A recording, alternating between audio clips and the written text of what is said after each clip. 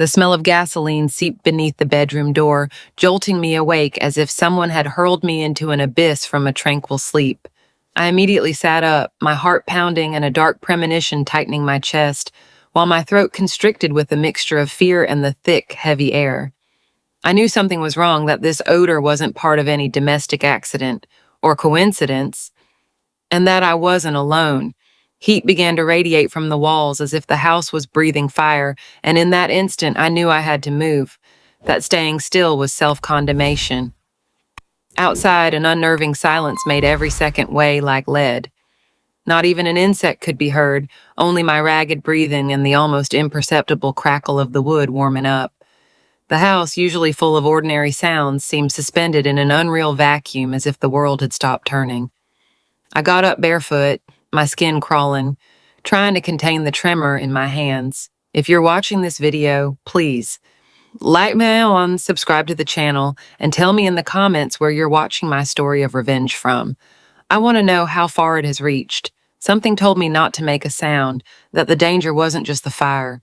I crept slowly toward the door, pressing my ear against it carefully, waiting for something. A flash of flame streaked across the hallway like a liberated beast, devouring the air with a sudden fierce roar that made me recoil sharply. In that moment, I understood this was no accident. The fire was coming from multiple points, not just one, and its intensity was impossible for anything spontaneous. My legs froze as my mind screamed that I had to get out, that someone had set it. Smoke began to curl under the door, making me cough.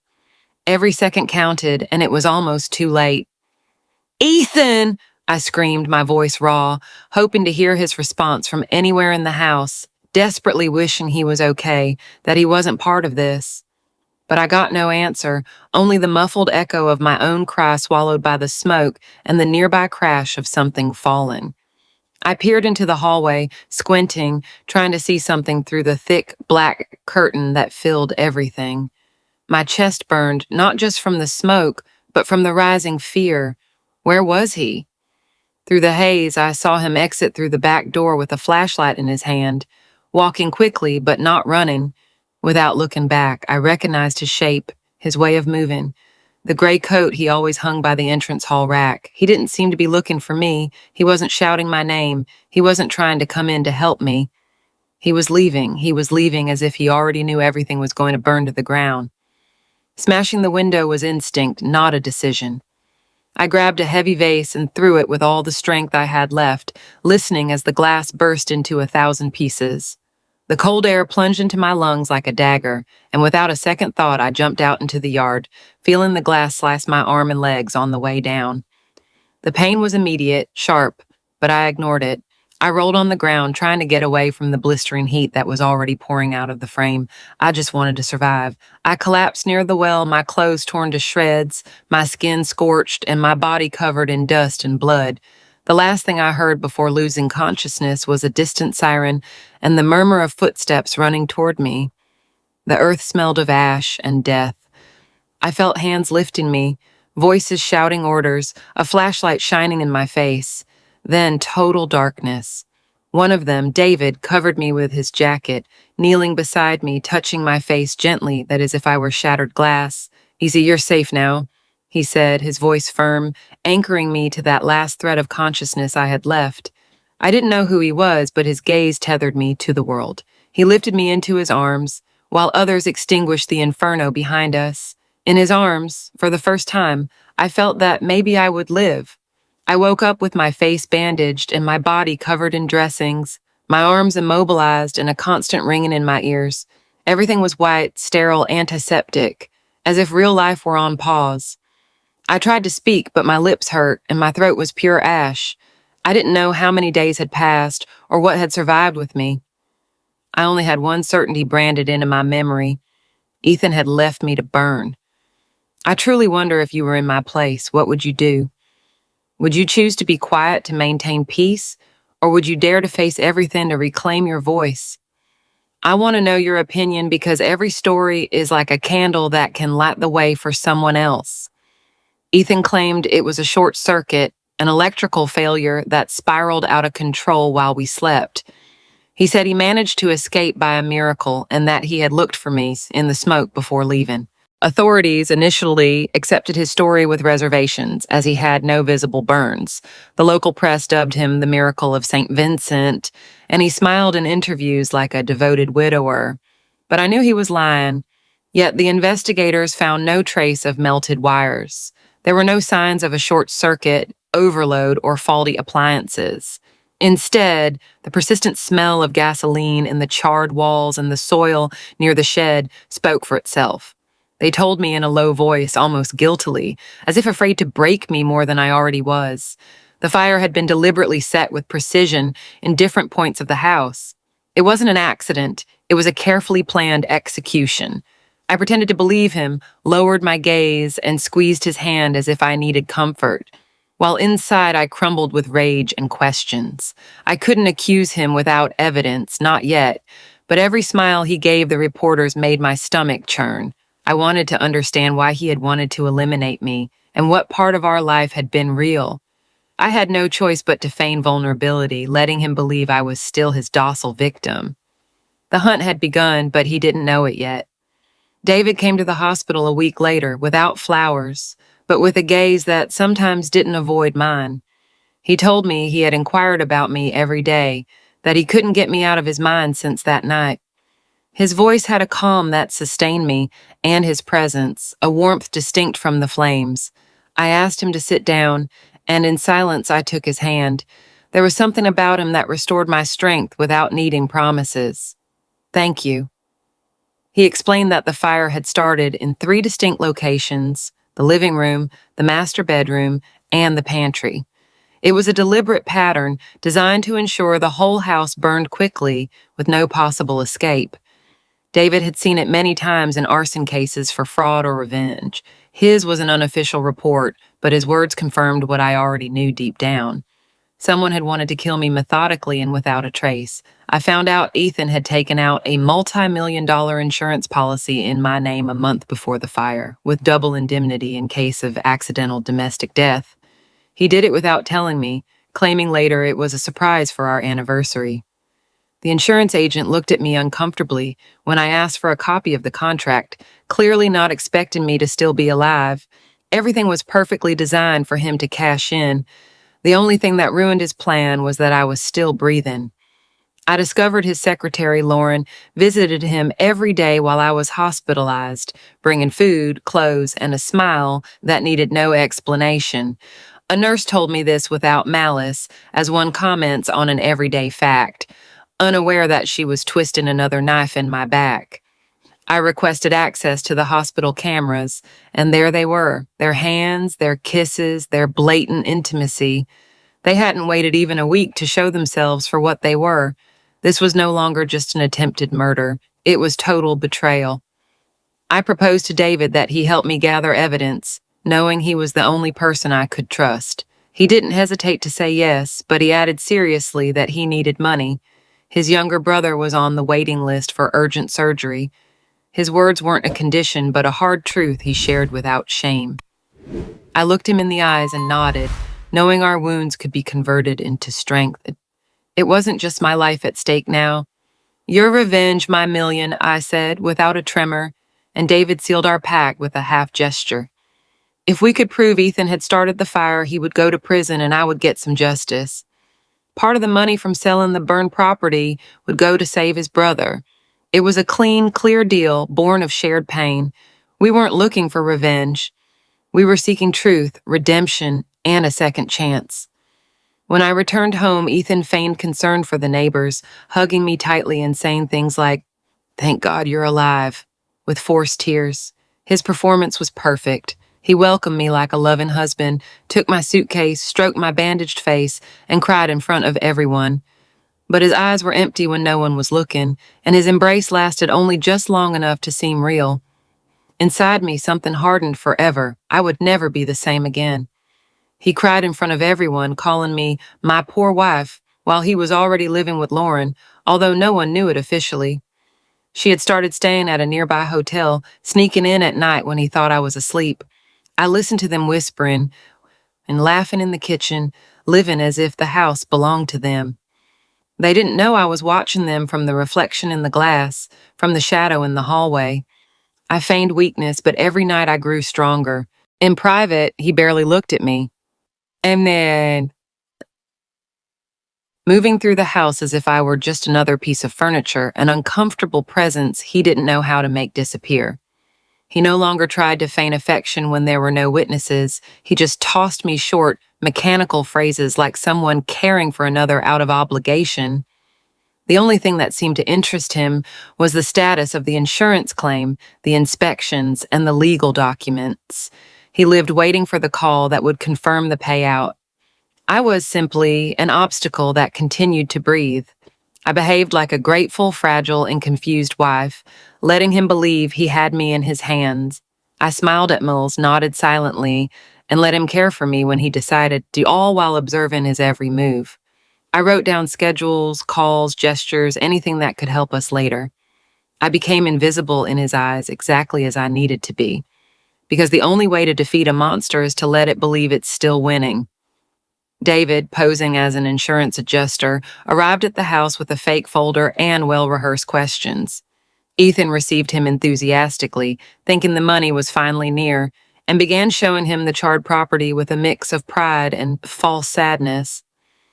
I watched them from the window, seeing how Ethan lied with the confidence of someone who has already won. David listened intently, nodded, took photos, and made notes. The game had truly begun. "He seems awfully calm for someone who lost everything," David commented upon leaving, looking at me with a raised eyebrow. His tone was serene, but there was fire in his gaze. He'd already figured him out. Ethan hadn't shown a single genuine gesture of pain, not a hint of mourning for the house, the memories, or my condition. He was a man waiting to cash in, not a distraught husband. That coldness was exactly what would give us the advantage. With my consent, we installed a hidden microphone in the living room, right behind a fake outlet David skillfully placed. Every night, we reviewed the recordings in his car, parked 2 blocks away. At first, it was only trivial conversations, business calls, and the television in the background. But we knew that sooner or later, he would drop his guard. We only needed patience and one mistake. One night, talking to Lauren, he said with that arrogant laugh I knew so well, "The fire worked out better than I expected. It barely left a trace." My blood ran cold as I listened through the earpiece, sitting next to David in the dark car. He said it as someone boasts about a good business deal without thinking anyone else could hear him. That sentence condemned him. It was the crack through which his entire facade would crumble. David recorded the entire conversation, with Lauren's voice agreeing and saying, "And if she didn't wake up, even better." It wasn't suspicion, it was a direct confession of attempted murder. The proof we had been waiting for was finally in our hands, and adrenaline made me tremble from head to toe. We looked at each other without speaking for several seconds, knowing that everything would change from that night on. It was no longer just about justice, it was survival. David pretended interest in buying the burned property to rebuild it, claiming he liked the land and knew interested investors. Ethan took the bait instantly, believing he would get quick, clean money, unaware he was falling into his own trap. They agreed to meet again, this time at the notary's office, to review papers and sign a supposed pre-agreement. Every step brought him closer to the edge, and he didn't see it coming. Ethan agreed to meet David, bringing old blueprints of the property, the estimated land value, and the family history of the estate, all decorated with feigned nostalgia. He spoke as if the house had been a sanctuary, as if selling it pained him, as if something human still remained behind that facade. But his eyes lit up every time they mentioned figures. It wasn't pain, it was greed disguised as loss. Meanwhile, I gathered gasoline receipts in his name, suspicious transfers, emails between him and Lauren, and copies of the multi-million-dollar policy. Each document was a piece of the puzzle building the portrait of an elegant, methodical, and remorseless killer. I left no gaps, no loose ends. I wanted that when they confronted him, he wouldn't be able to move without sinking further. Because this time, the fire wouldn't save him. It would burn him from the inside. I discovered Ethan had withdrawn all our savings and transferred them to an account in Lauren's name 1 week before the fire. He hadn't left a single dollar, as if he had already foreseen my definitive absence. I saw the bank statements printed, one after another, and felt my hands shake with pure rage. He didn't just try to kill me, he took every part of my life as if it belonged to him. It was a financial execution as cold as his gaze. David insisted we act carefully. If he discovers you, he could become dangerous, he told me with a seriousness he hadn't used before, and it was no longer just an undercover plan, it was a hunt where any misstep could cost me my life. He asked me not to confront him directly, to continue pretending until the end. I knew Ethan wasn't impulsive, but he was lethal if cornered. We had to finish him without him seeing the blow coming. Ethan offered me an herbal tea to sleep better, smiling with a sweetness that made my stomach turn. He had never worried about my nights before, nor my pains, nor anything that wasn't himself. I watched him prepare it, how he slowly stirred it with a silver spoon, how he placed it in front of me with the calmness of a predator. My intuition screamed that something wasn't right, and this time I decided to listen to it. I remembered the fire, his silhouette leaving through the back door, his coldness at the hospital, the policy, the account, the mistress. Everything came together in a second, and without making a sound, I poured the contents of the mug into the sink while he was distracted lighting a cigarette.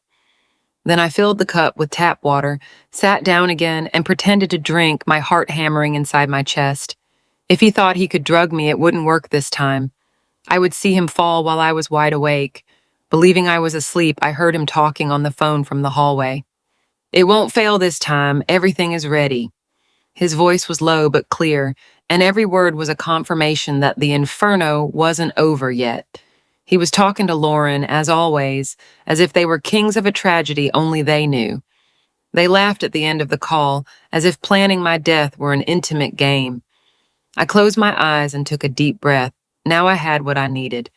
I called David immediately, my hands trembling, but my voice firm. "He's going to try it tonight. He's convinced I suspect nothing." There was no room for doubts or slow plans. He asked me to leave the house without making a sound and wait for him outside, where he had already alerted the fire department and the police.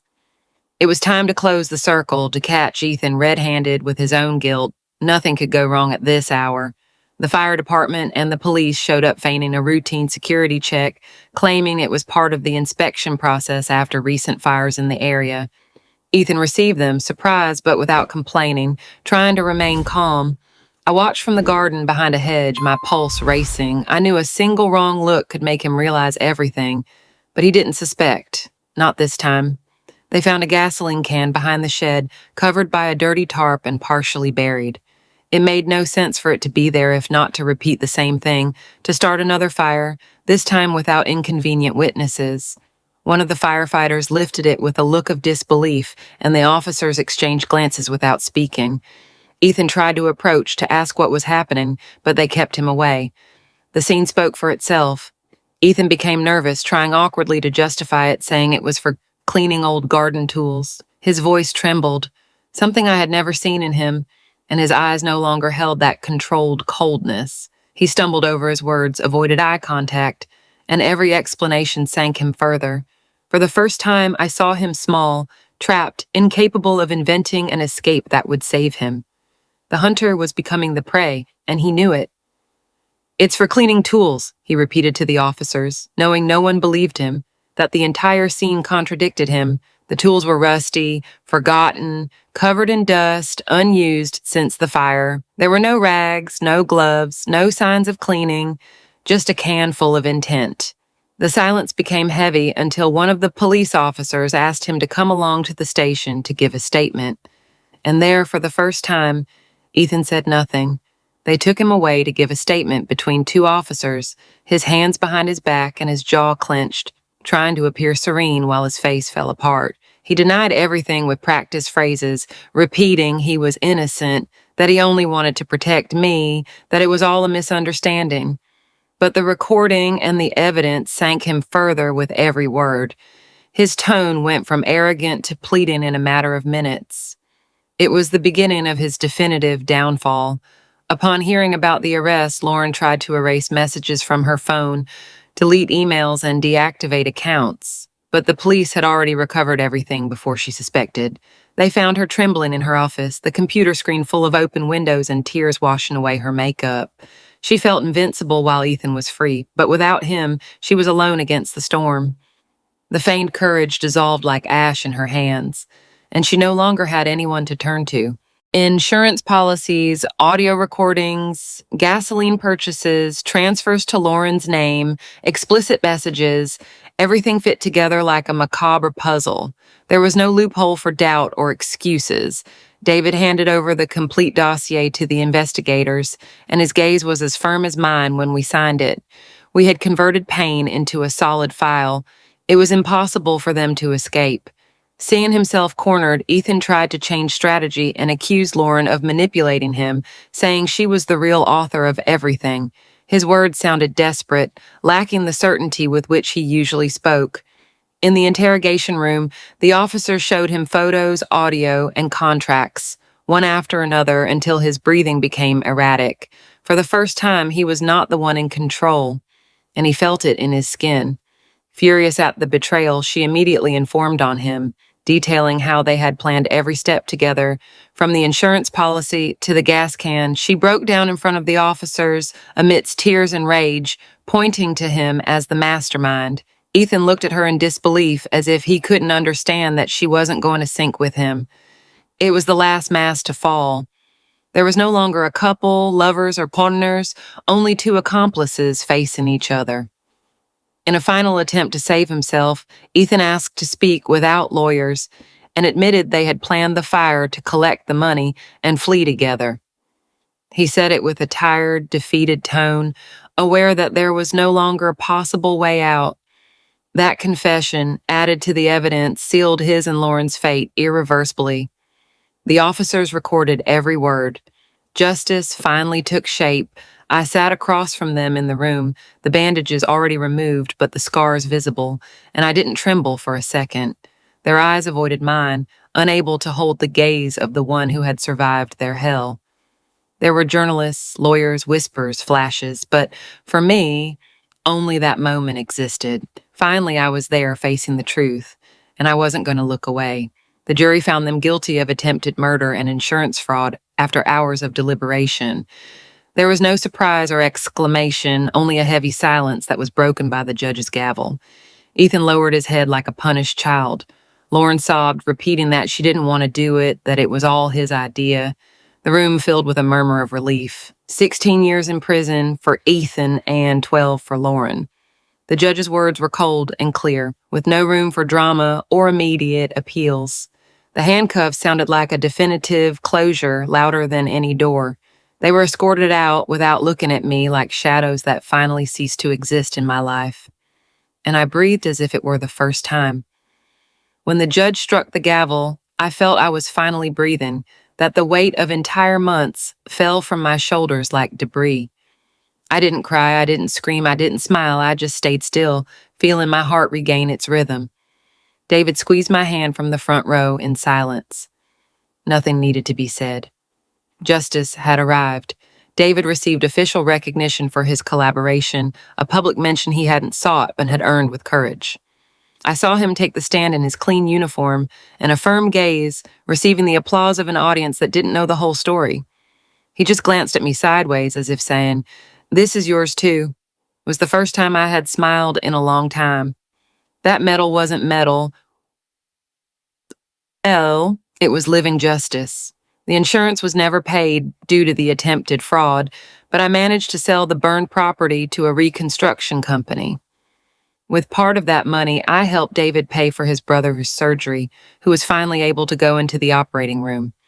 Fulfilling that promise was like closing a cycle within me, a debt of honor settled. Seeing the boy recover was more restorative than any compensation. For the first time, I felt alive again. I moved to California and opened a small flower shop near the ocean, where every morning the aroma of salt mixed with that of gardenias. The hands that were once bandaged now cared for orchids and lavender, as if they only knew how to give life. I learned to listen to silence without fear, to sleep without checking locks, to walk without looking back. People knew me for my laugh, not my scars. Finally, I was free.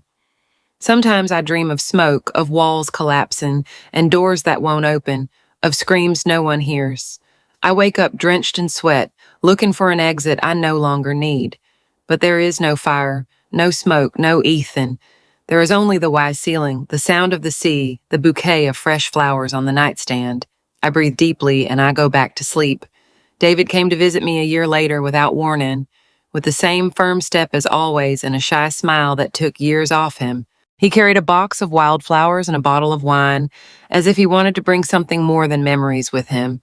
We hugged without saying anything, because the words had already been spoken since that night of the fire. He was a different man and I a different woman. And yet something hadn't changed. He was no longer just the firefighter who saved me, but a man who restored my faith in people, in clean gestures, in unconditional kindness. He spoke little, but every word of his had a weight that anchored me. We walked on the beach as if we were teenagers, laughing at the past without fear. The wound no longer hurt. It had become skin, and on that skin, he had a place. I never understood how someone could hate so much the one they once loved, I told him, looking at the horizon as the sun set behind the water. David remained silent for a moment, as if searching for the answer in the sound of the waves. I didn't need to say more. All of history fit into that sentence. It was my way of closing the door without resentment. I just wanted to understand. There are fires that destroy and others that purify, he replied, without taking his eyes off the sea, as if speaking to the wind and to me at the same time. And in that sentence, I understood that I didn't need more justice or revenge or explanations. The fire that almost killed me had given me another life, another perspective, another peace. Everything burned so that I could be reborn, and he knew it. We watched the sea without speaking, sitting on the sand, our hands clasped and the past behind us. There was no urgency, no promises, no plans, just a silent certainty that the worst was over and that what was coming would be better. The silence wasn't heavy, it was a fuge, and in that silence, finally, I understood I was home. With time, we discovered that our union went beyond gratitude, that it wasn't a debt or a rescue, but something clean, new, unexpected. We shared wounds, yes, but also the strength of having overcome them. David didn't come to save me, he came to stay. And I didn't fear love again, because this time it didn't burn. It healed. We got married in a simple ceremony, surrounded by friends, flowers from my shop, and the murmur of the sea as a witness. There were no long speeches or great luxuries, only knowing glances, sincere laughter, and a deep silence as we exchanged rings. David kissed me with the same calm with which he always looked at me, as if he knew that this moment was the perfect ending to our storm. We danced barefoot on the sand with soft music and our feet wet by the tide. That night, there were no shadows, only light. Today, we live in the same house we rebuilt together, with our 2 children running among the flowers I planted where there was once ash. The garden shines every afternoon when the sun touches it, and in that instant, I remember how far we've come. Sometimes I pause in silence, watch them play, and think that I didn't survive the fire. I was reborn with it. The scar on my cheek no longer hurts. It's just a reminder that I lost everything to gain what was most important. Because sometimes the fire doesn't destroy, it teaches you to start over. The children ask why the back walls have old photos of a different house, and I tell them the story without drama like a life lesson. I don't omit the details, but I fill them with hope, telling them that even when it seems like everything is burning, sometimes it's just the world pushing us to change. They listen with wide eyes, without fear.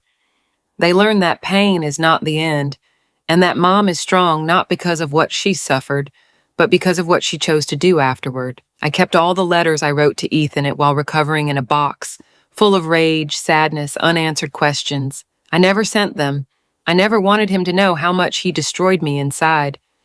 But I didn't tear them up either. I needed them to remember that forgiveness is not forgetting. Sometimes I reread them, not for him, but for me, because they no longer hurt, and that is my victory. On his first birthday as my husband, I decorated the shop with sunflowers, his favorite flower, and we closed early to celebrate at home. I cooked his favorite meal, we put on music, and the children took turns hugging him as if he were their hero. He was. He is. I gave him a photo of us in front of the shop with a note on the back that said, Thank you for walking into my fire and staying.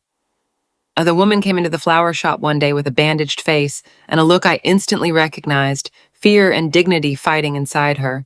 I didn't ask anything. I just prepared a bouquet of lavender and gave her an envelope with my number and a phrase. You are not alone. As she left, she looked at me as if she wanted to say something but couldn't. I watched her go, knowing that, in some way, I was now part of her story, as David was part of mine. Every year, on the date of the fire, we go out to the sea as a family and throw white flowers into the water. It's not a ritual of pain, but of gratitude. We celebrate what began as an end and transformed into a rebirth. The children call it the Second Life Day and draw pictures of flames turned into butterflies. And I just look at the sky in peace. One day I received a call from the prison. Ethan wanted to talk to me. I didn't answer. I didn't need to close anything because for me, that door was already sealed with emotional concrete. I felt no hatred, no curiosity. I just turned off the phone, stroked my son's head, and went back to watering the flowers. Some battles are won by ignoring the enemy. We keep the first tools we use to rebuild the house in a wooden box, still stained with dirt and salt.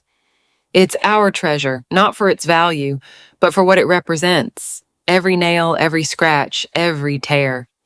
Sometimes the children open it and ask if that was when everything started, and yes, it was there. In that dust, our family was born. If one day my children ask me why I still love flowers despite everything, I will tell them that they too live among the ashes, that they don't bloom despite the fire, but because of it, that everything that burns teaches, cleanses, transforms, and that as long as there is a seed in the heart, there will always be something that can grow again. Because this was not the story of a victim, it was the story of a rebirth.